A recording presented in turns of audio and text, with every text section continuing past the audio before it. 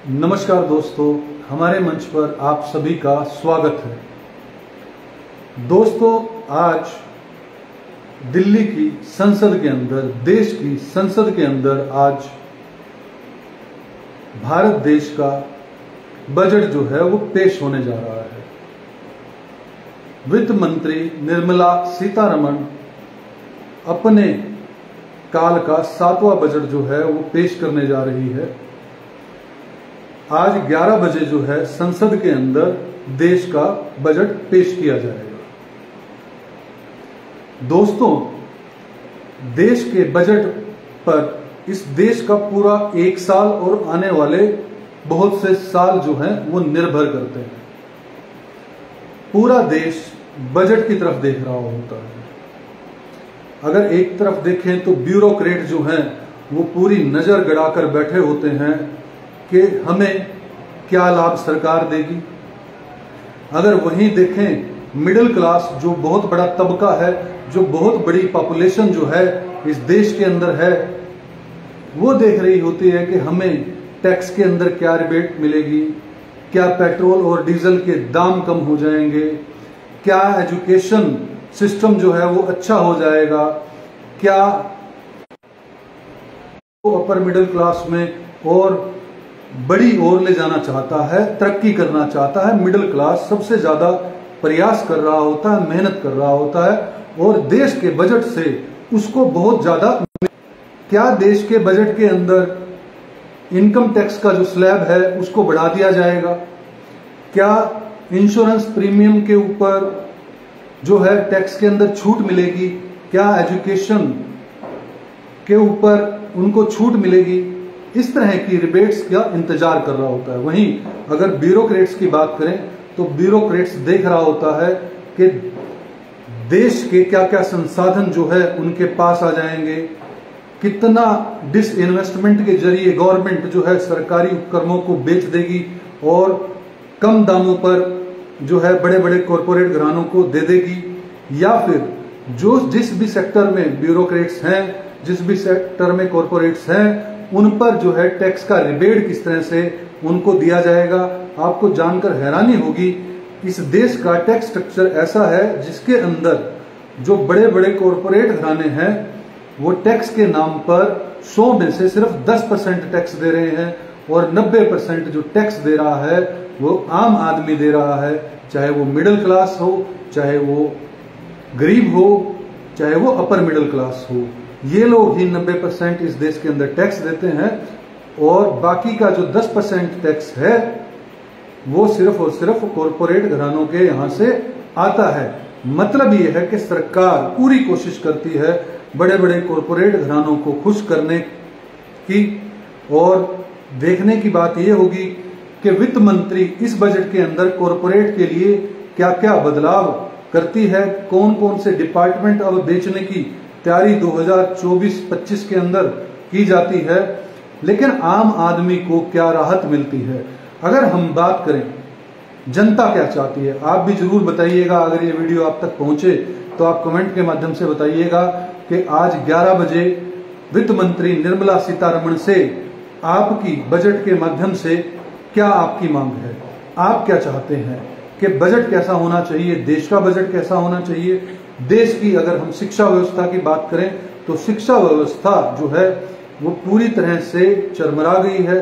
शिक्षा व्यवस्था जो है वो प्राइवेटाइजेशन की तरफ बढ़ रही है, प्राइवेट हो रही है शिक्षा व्यवस्था। और अगर हम आम आदमी की बात करें तो उसकी इनकम का स्लैब जो है लगातार गिरता जा रहा है। 10 साल की बात नहीं, 20 साल की बात नहीं, लेकिन इनकम का स्लैब जिस तरह से एक बार बढ़ा था वो अब घटता जा रहा है। तो दूसरा, हरियाणा के अंदर जो है आप किस तरह से शिक्षा व्यवस्था के अंदर परिवर्तन चाहते हैं, क्या परिवर्तन चाहते हैं आप? क्योंकि इस देश का और इस प्रदेश का अधिकतम जो खर्चा है परिवारों का वो या तो शिक्षा के ऊपर हो रहा है। माँ बाप चिंता में ग्रस्त हैं कि किस तरह से कौन से प्राइवेट बढ़िया स्कूल के अंदर जो है वो एडमिशन हो जाए हमारे बच्चों का और वो IAS, IPS, DC कुछ भी बन जाए या कोई बड़ा बिजनेसमैन बने। ऐसा तो खैर सपना नहीं लेते होंगे भारत देश के लोग, बिजनेसमैन का सपना ना लेकर वो सरकारी नौकरियों की तरफ भागते हैं, तो वो चाहते हैं कि उन्हें अच्छे से अच्छे अपने बच्चों को जो है स्कूल के अंदर उनके एडमिशन मिले। तो आप हरियाणा के लिए क्या सौगात जो है वित्त मंत्री से मांगते हैं? क्या वो शिक्षा के नाम पर हरियाणा को कुछ देंगी?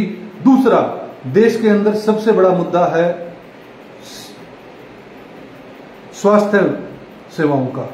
स्वास्थ्य सेवाओं के लिए जो है देश के अंदर जो स्वास्थ्य सेवाओं इंफ्रास्ट्रक्चर को खड़ा करना है, आज अगर हम, क्योंकि हरियाणा तो बहुत अच्छा स्टेट है दोस्तों, दिल्ली के पास है, लेकिन वहीं अगर आप मध्य प्रदेश, वहीं आप उड़ीसा, वहीं आप बिहार, उत्तर प्रदेश, वेस्ट बंगाल, अगर साउथ के अंदर अगर आप देखेंगे तो अगर आप शिक्षा व्यवस्था की बात करेंगे और आप स्वास्थ्य सेवाओं की बात करेंगे तो आप अपने आप को पाएंगे कि आप तो स्वर्ग में हैं। ये मैं सच में बता रहा हूं।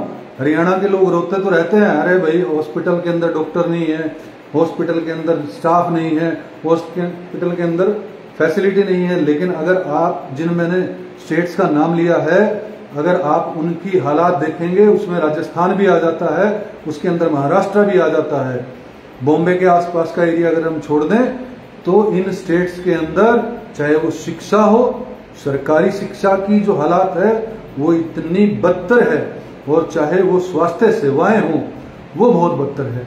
तो आप किस तरह से स्वास्थ्य सेवाओं के अंदर सुधार चाहते हैं और वित्त मंत्री निर्मला सीतारमण से देश और प्रदेश के लिए क्या मांग करना चाहते हैं, कैसी शिक्षा और स्वास्थ्य व्यवस्था होनी चाहिए?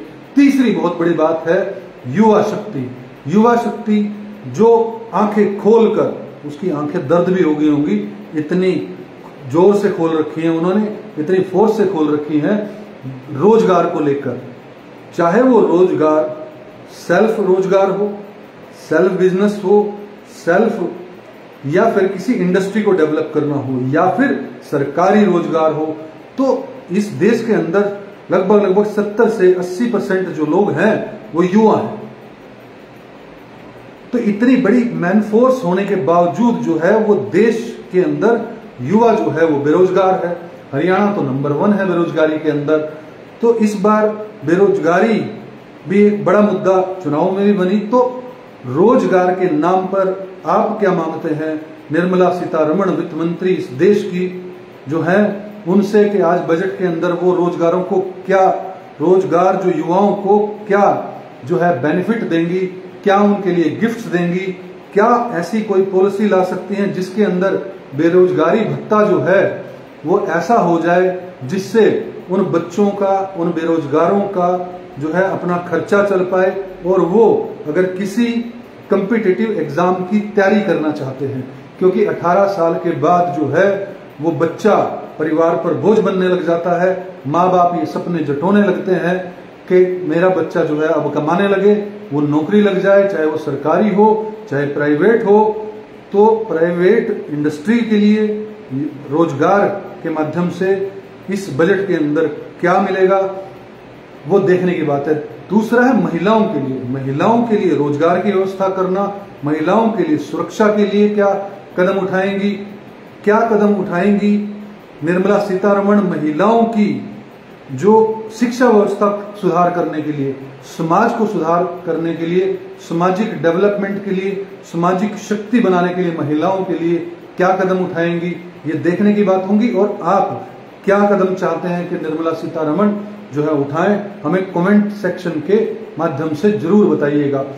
एक और बड़ा जो क्षेत्र है जिसने कोरोना के समय में जो है जीडीपी को नहीं गिरने दिया भारत देश की, वो है कृषि सेक्टर, एग्रीकल्चर सेक्टर।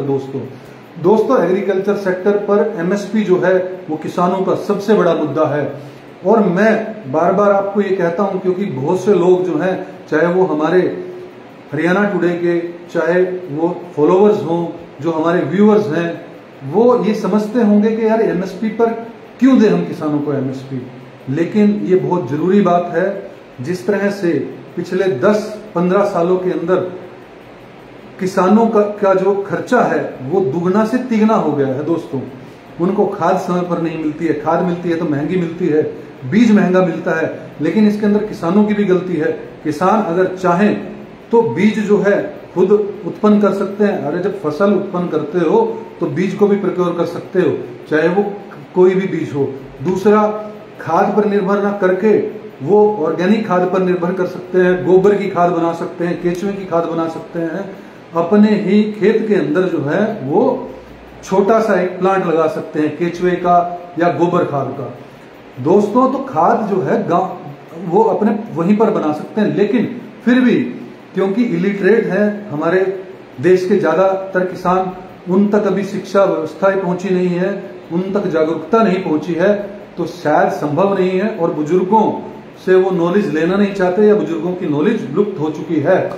तो सरकार जो है इतने बड़े सेक्टर जो एग्रीकल्चर सेक्टर है उसके लिए क्या करती है, ये देखने की बात होगी। क्या सभी फसलों पर देश के अंदर एमएसपी देगी भारत सरकार, ये देखने की बात होगी।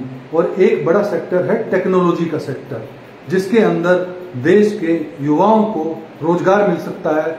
उसके लिए निर्मला सीतारमण क्या करेंगी, ये देखने की बात होगी। क्या एआई जिस तरह से हमारे जीवन के अंदर बढ़ता जा रहा है, एआई टेक्नोलॉजी वर्ल्ड वाइड जो है वो कंपटीशन क्रिएट करती जा रही है, और इस देश का युवा तो बेचारा बेसिक इंफ्रास्ट्रक्चर से भी दूर है। तो क्या निर्मला सीतारमण टेक्नोलॉजी को लेकर जो है वो क्या कदम बढ़ाती है। मेड इन इंडिया, जो मेक इन इंडिया जो है, जो प्रोग्राम भी था मोदी जी का, जिस पर जोर शोर से स्टार्टिंग के अंदर 2014 के अंदर 15 के अंदर बड़े जोर शोर से बातें कही गई, लेकिन फिर वो उसके बाद कौन से बिल में गया आज तक पता नहीं लगा।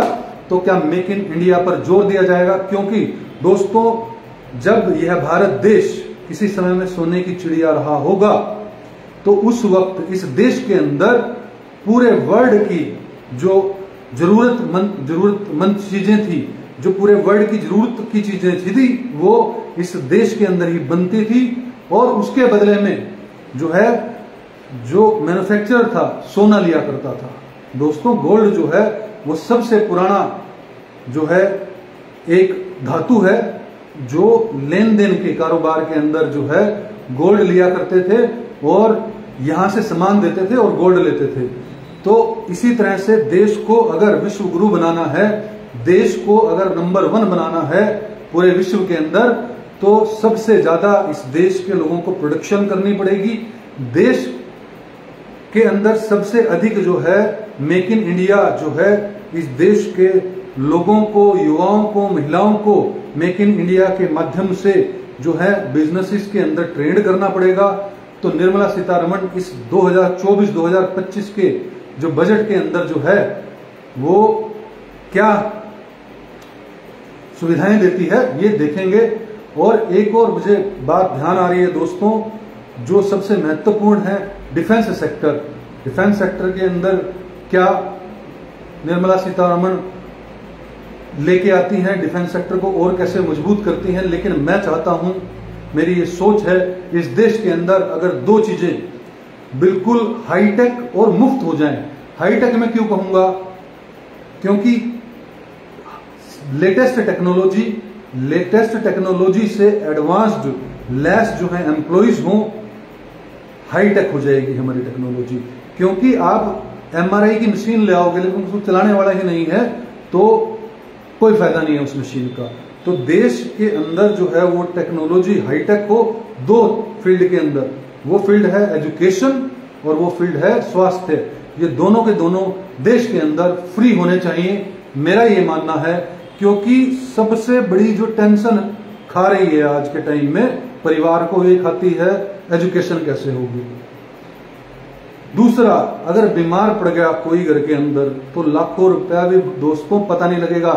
ये 5 लाख रुपए का जो है ये पप्पू जो झुंझुना जो है देश के अंदर दिया हुआ है आयुष्मान कार्ड के माध्यम से, ये झुंझुने की ना आवश्यकता पड़ेगी अगर हेल्थ जो है और एजुकेशन है वो हाईटेक कर दी जाए और फ्री कर दी जाए। और तीसरा, स्किल के ऊपर, स्किल को उभारने के ऊपर अगर ध्यान दे दे सरकारें तो ये देश सोने की चिड़िया अगले 5 या 10 सालों के अंदर ही बन जाएगा, मेरा ये मानना है। दोस्तों, आपका क्या मानना है कमेंट के माध्यम से जरूर बताइएगा। और अभी देखने की बात तो यह है कि बजट के अंदर निर्मला सीतारमण जी जो इस देश की वित्त मंत्री हैं, वो संसद के अंदर क्या क्या जो है किस किस सेक्टर के लिए क्या क्या लेकर आती हैं, किन किन लोगों को इसका फायदा पहुंचता है और कितना फायदा पहुंचता है, ये अभी 11 बजे के बाद हमें पता लगने लगेगा और हम जो है आपके बीच फिर से आएंगे।